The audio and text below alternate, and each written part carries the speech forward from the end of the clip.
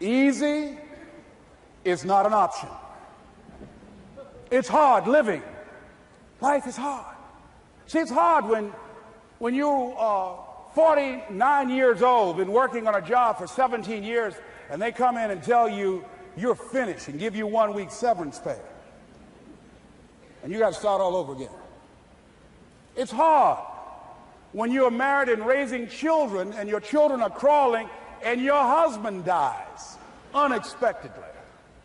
It's hard handling just the tragedies of life.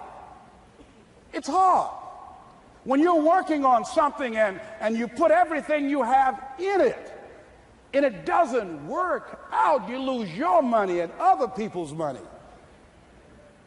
It's hard. It was rough when I lost my job and I could not find a job. It was humiliating and embarrassing, borrowing money, and then I couldn't pay the money back when I told them I would. That's rough. How people look at you, how they respond to you. It's very hard. It's humiliating. Here's what I discovered that happens to you in life, that you will go through things, and while you're going through them, you can't understand why it's happening to you. But after you go through it, you get back and you look at it and you say, oh, now I understand why I needed that lesson. Have it ever happened to you? Raise your hand. Has it ever happened to you that I couldn't understand it then, but after I got through it, then I saw that that was preparing me for bigger and better things.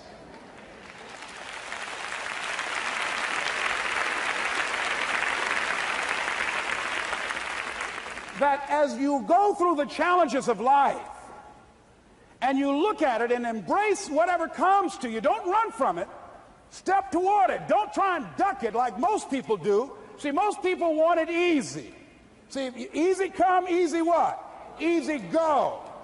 See, but when you go at what you're going to deal with and you deal with the difficulties of it, when you handle those hard things close at hand, making those hard decisions right now that you don't want to make, learning those things that you don't like to do, but you know that in order for you to get where you want to go, this is one of the hoops that you have to flip through.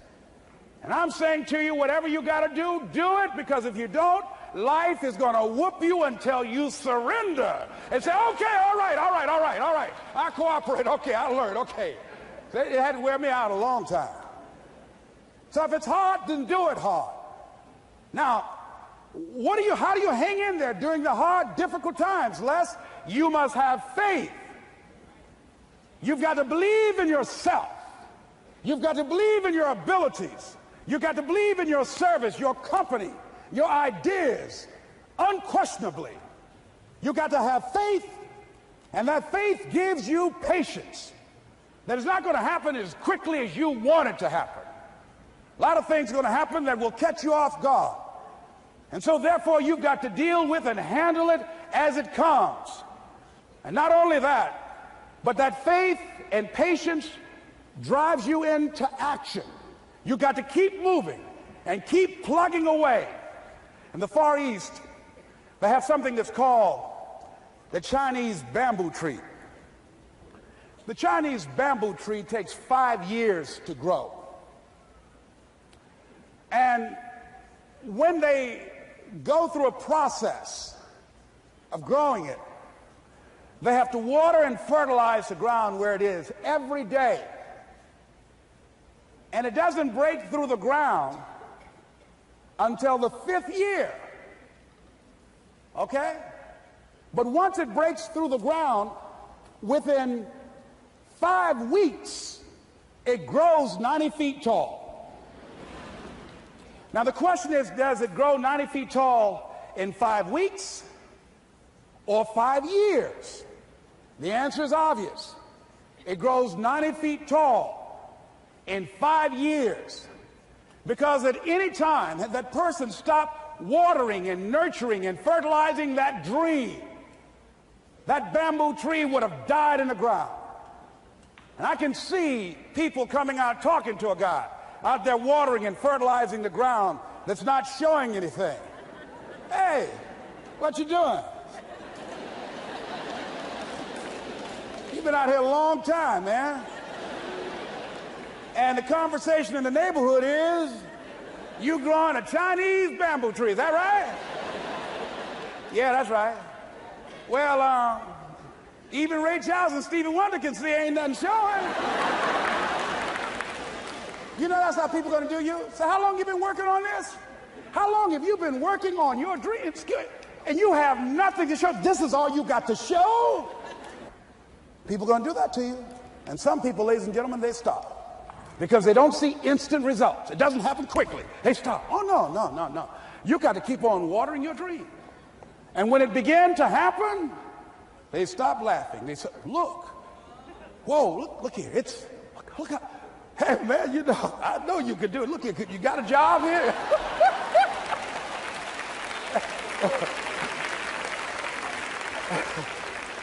See, during those hard times, we didn't know how you're going to make payroll. During those times when you failed and things didn't work out, they were nowhere to be found.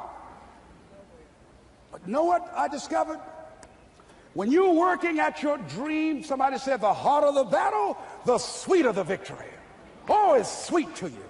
It's good to you. Why? See, when it's hard and there's a struggle, see, what you become in the process is more important than the dream.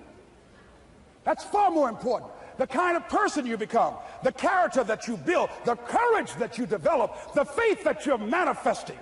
Oh, it's something that you get up in the morning, you look yourself in the mirror, you're a different kind of person. You walk with a different kind of spirit. And people know that you know what life is, that you have embraced life. You knew it was hard, but you did it hard.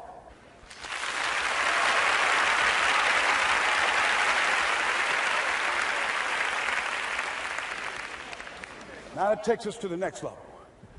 If it's hard, why do people do it? You ask people who do things. Why do they go it? People who climb mountains just for the sake of it. Nobody paying them to do it, just do it. Somebody said, I'm going to run around the world. He said, why would somebody want to do that? I'm going to swim the Atlantic Channel. Why? Why do people do that? I wondered, why would a Nelson Mandela give up 26 years of his life? Why do people do that? Here's what I discovered in high school. High school, I decided I wanted to go out for football. Never forget this. And I discovered why people do things. You know why, ladies and gentlemen? Even though it's hard, it's worth it. It's worth it. See, one day we had Coach Elkin Hepburn had this plaque down there. And this wood on the floor, on the ground. He said, Brown, come over here. Had my suit on. I said, yes, sir. He said, I'm going to have old Larry Littles down there. Old big Larry. Yes, sir. Big, fat, sorry Larry. Yes, sir. Brown, I want you to get down bull neck. Yes, sir. He said, I want you to run at Larry. I want you to put your helmet right in his pit, right up in his chest, and knock him off that board. You hear me, Brown? You can do that. Yes, sir. Can you do that? Yes, sir. I said, hubba, hubba. I said, hubba, hubba. He said, Brown, I want you to knock him off. You're going to make the team. I know you can get him, all right? Look at him, how sorry he is. Knees knocking and everything. I said, yes, sir. Then he went down to Larry. Larry Littles, who played 12 years for the Miami Dolphins, all pro for 12 years. This is a bad, big dude. 250 pounds, strength, agile, and all muscle. He said, Larry, he said, man, you know Brown down there. He's down there talking about your mom and everything. He talked about how fat and sorry you are and how he's going to knock you off this board. Larry now spitting fire and growling and foaming at the mouth. Now I'm looking at Larry saying, oh, hubba, hubba. He said, look at that fool down there growling. He told me he's going to scare you, that you're going to leave. Are you going to leave? No, coach, I ain't going to leave. Go down there and knock him out the park. Boy, coach got back. He winked at me. Go get him, Brown. I went hard. I ran into Larry with my helmet. Larry said, boom. I don't know where I landed. When they woke me up, I said, can y'all take this helmet off me for a minute? I said, y'all got any more positions out here? They say, like where? I said, don't y'all need an announcer? Somebody said, Brian, where you going? I was crying. They said, man, some girls over there. I said, I don't care, man. I'm hurt. Said, that fool almost killed me, man. He said, Brian, you quit, man? I said, yeah. I said, what? I said, it ain't worth it, man. No, it ain't worth it. Y'all go ahead. Y'all crazy. I'll be your announcer, man. I was calling the games. I was up there in the booth. Call good games, too. Because the pain wasn't worth it to me.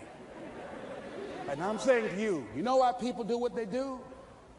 The people who go after their stuff, what makes it worth it? It's got to be your passion. You got to love it, ladies and gentlemen.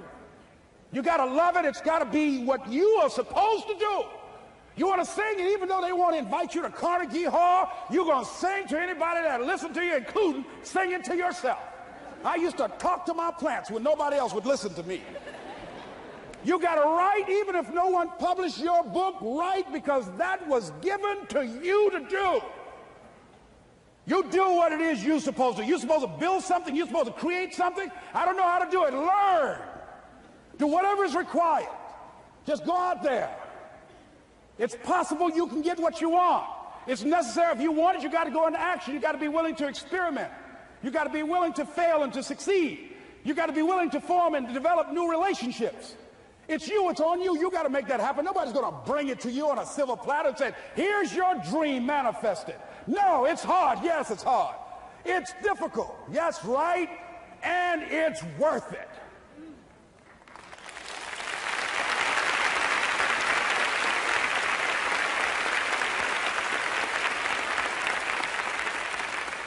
People ask, hey, man, these kids, man, it's rough dealing with them. That's right. That's right. You think peer pressure happened overnight? We went through peer pressure. I remember as a kid, some guys said, hey, Les, me and another fellow named Willie Lowe, we were going home. Hey, man, we're going down to Goulds, man, and knock off a grocery store. I said, look here, I don't want no part of that. I'll see y'all later. Say, y'all chicken. I said, that's all right, you say whatever you want. Low stop. I'm not chicken, man. Don't call me chicken. Then why don't you come? We didn't even ask you to come into place, man. All you do is just drive the car. That's all. I don't know how to drive that good. Well, we're trying to get Les to come. He's chicken. Hey, I'm not driving nothing, all right? Willie, don't care about what they say, man. Leave him alone. You want to go do it? You find somebody else to drive, or you drive yourself. Come on, Willie, man. Pull him, he stop. I ain't chicken. All I got to do is drive? Yeah. I said, Willie, that sounds simple, man. Don't go, man. He went. And the next day we read the newspaper where when they robbed the store, when they came out running to a car, the merchant, the man who owned the store, came out just shooting wildly, and he hit the driver in the head. So peer pressure didn't just start in the 90s or the 80s. It's difficult. It is challenging for kids right now. And it's going to take some easy, simple methods to help bring them out of this madness, this insanity? No. Is it hard? Yes. Let's look at what we've been doing. What has worked? What has not worked? Let's look at where we want to go. What is it that we want to produce? What is it that we want to create for our young people? And as we think about that, start experimenting with different methods and techniques to create and to produce that. And begin to believe that it's possible. Through our commitment, through our vision, through our determination, our relentlessness, because of our belief, it's possible that we can reduce the teenage homicide rate, the teenage pregnancy rate, the dropout rate, that it's possible, looking at what kind of world are they going to be in. As we look at the global economy, that as we begin to use our collective will and genius and resources, it's possible that we can create an educational system that not only will test their minds with information and facts and figures, but will teach them how to think and be creative. And what does it mean to be a human being and to value human life? And how do you make relationships work? How do you bounce back from adversity?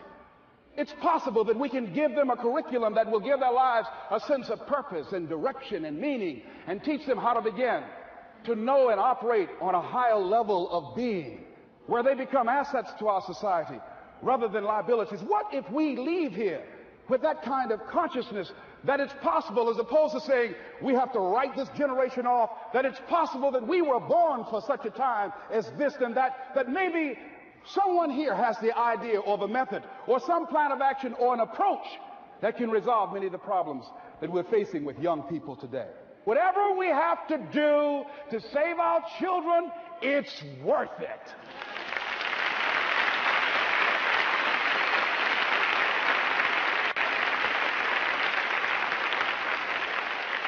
And so that brings me to the final step. That it's necessary for us to begin to look at the future, know that it's possible that we can have our dream. Yes, it is. Other people have done it, then we can do it. We failed a lot of times. Well, a lot of other folks failed, and eventually they came back and they succeeded. So it's possible we can have what we want. And we know if we want to get it, it's necessary that we align ourselves with people that think like we do. It's necessary we get negative, do-nothing people out of our lives. It's necessary we never stop learning and growing and developing ourselves. It's necessary. We know that it's you, it's me. It's being responsible for our stuff and deciding that we're going to keep on keeping on, that we're going to find a way to win or find a way to make it happen. And we know it's hard. It's not going to be a picnic. Yes, it's hard. It's hard. And we will do it hard. And once we do it hard and we go through it, we realize it was worth it. And once you discover it was worth it, it is done. It's done.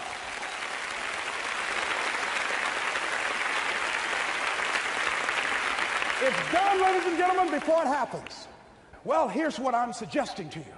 That when you're working, you have a wall to break through. Let's say a friend of mine who runs a marathon, and he says, when he's running the 26-mile marathon, he said, let's say that hypothetically, that 18th mile is the wall. He said, Les, when you get there and you're running, he says, everything in you is telling you to stop, to give up. Every muscle is aching. And you're saying to yourself, I can't do it. I can't do it. And you just keep on and you keep on and you keep on. It seems like you're moving at slow motion. And then eventually when you break through that 18-mile wall, then you know it's like done and you're on automatic and you glide on in. And you know it's there. You know you're going to get to the finish line. And we've all had experiences where we were working on something. And we knew it was possible. And we did those things that were necessary to bring it into reality. We took the responsibility to make it happen. Other people couldn't see it. A lot of people didn't believe it. You were attacked. You were criticized. People were opposing you. But you kept on doing it. It was hard. It was rough. It was difficult. But to you, it was worth it. And eventually you got to a level you know, can nothing stop me now. I'm on the move. I'm on the move.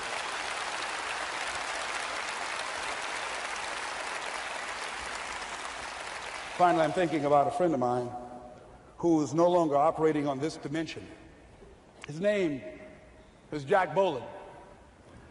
He had this vision of a church that would serve various types of needs for people, their supportive needs and helping them in recovery from drugs and alcohol and whatever addictions that they might be involved in. And he was known for bringing in different kinds of speakers.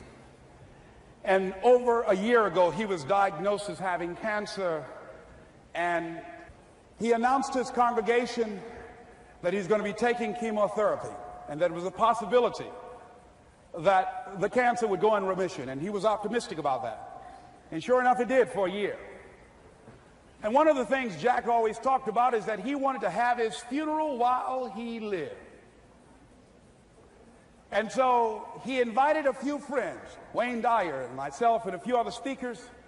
He didn't tell us why we were there, but once we gathered there, the church, they told us in the room that Jack is going to announce to the congregation, he's bringing his doctor up. The doctor is going to say that we felt we could keep it in remission. It's out of remission, and he doesn't have much time left. And whatever words you want to say to Jack that you would say if he had made his transition, speak those words now. Well, we were shocked and we were somewhat stunned until Jack got there. They brought him in a wheelchair, and boy, was he courageous, and he had a strong smile, and they helped him up the steps, and he sat behind the podium. And each of us got up and we said a few things about Jack and the impact that he made on our lives. And he said, the doctor, after announcing that Jack didn't have long, he says, doctor, he said, I accept what you say, but it's possible that that does not have to be the case. But if it is, I will enjoy life to the very last breath I take, even the chemotherapy. I will enjoy that. And Jack did, ladies and gentlemen. And when they said that all of his vital organs were failing, they called his family and his close church staff to the hospital and said, he's dying. And so they came and they all gathered in the room. And Jack at that time was unconscious. And he gained consciousness. And he looked at them and he said, with what strength he had, he said, I want to thank you all for being here. You've been a great staff to me. He looked at his sons and his daughter. He said, you've been a great family. He said, don't feel sorry for me. He said, I'm ready to go. I'm looking forward to the next adventure. And he sat there for a little while, laid there, and he closed his eyes, and he lost consciousness. About an hour and a half later, he opened his eyes, and he looked at them, he said, this is embarrassing, I'm not dead yet. They were laughing through their tears. They said, Jack, you are a character. He said, hey, I hate giving up this kind of control. So they predicted that Jack would die at the end of February. And then on the 2nd, they said, he won't see the light of day. He will be dead by morning. Ladies and gentlemen, Jack died on March 4th. And we believe that even in his dying, Jack sent his congregation a message that I want to give to you with his permission. March 4th is the day he died, and we believe Jack was saying, March 4th.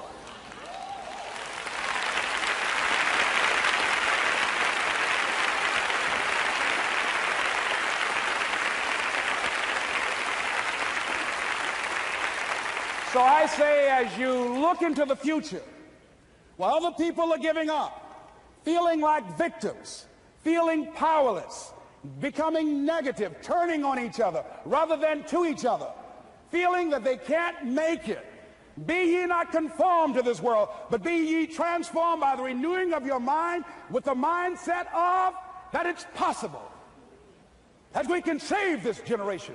It's possible that we can create new industries, a new economy. It's possible that I can find a new profession, a new job. It's possible I can create a new life. And it's necessary that I become actively involved in becoming a positive force in my life and on the planet. And it's me, yes, it's you, it's all of us, pulling together, working together to create this brand new future. And it's going to be hard. Easy is not an option. But if it's hard, we will do it hard. Whatever is required to snatch victory from the jaws of defeat. And it's worth it, yes. It's worth whatever we have to do. And once we know that, it is done. It is done. It is done. It is done.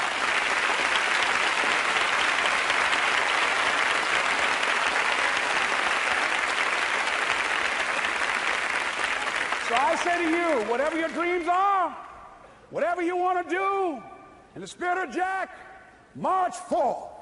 This is Mrs. Mamie Brown's baby boy, Leslie Calvin Brown, saying it's been a plum-pleasing pleasure as well as a privilege. Thank y'all here.